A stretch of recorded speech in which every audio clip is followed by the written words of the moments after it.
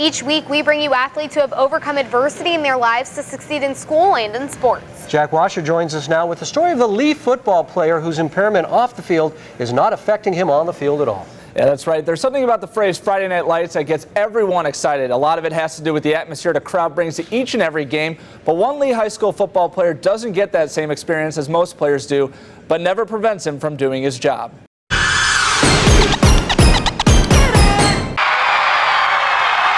What gets you amped up to play a sport? Most players say it's the crowd that energizes them.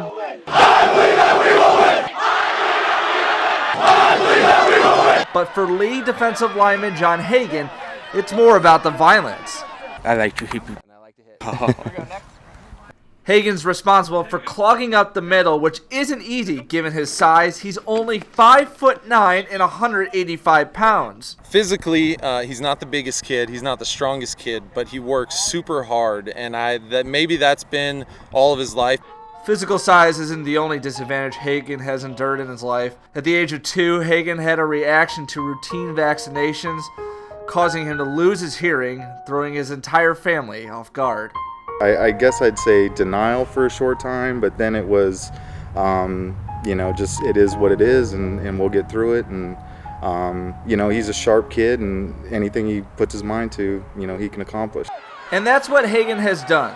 He chose to go to Lee instead of the California School for the Deaf, and his reason is pretty simple.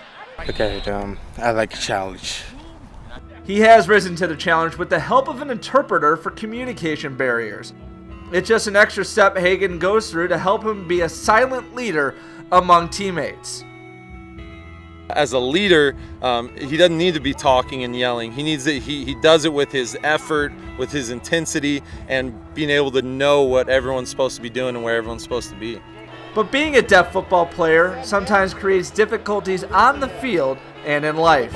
He can miss the little things, during school and just in general life communication. But as I said, he's so sharp, and if he wants to know it, he'll ask, and he'll get it in a heartbeat. And he's teaching me things nowadays, so there's nothing that's going to stop him.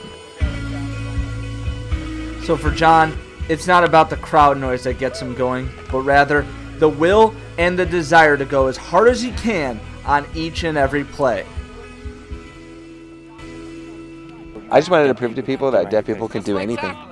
I thought it was pretty cool that he came out to play and that he's even given it a try, because most people wouldn't even try and they would just say no. But he just had the heart to come out and play. I'm just impressed. If he was a normal kid, I would be super impressed with how hard he works. The fact that he's had to deal with not being able to hear all of his life, it just adds to the Jon legacy of what he's done here and what he's able to do as a young man, as a football player, and we're just all really proud of what he's become. Such an incredible guy, and Jon tells me he wants to continue his football playing career at the collegiate level. He doesn't know where yet, but plenty of options out there for him. Yes, sir. An outstanding young man. Doing a great job.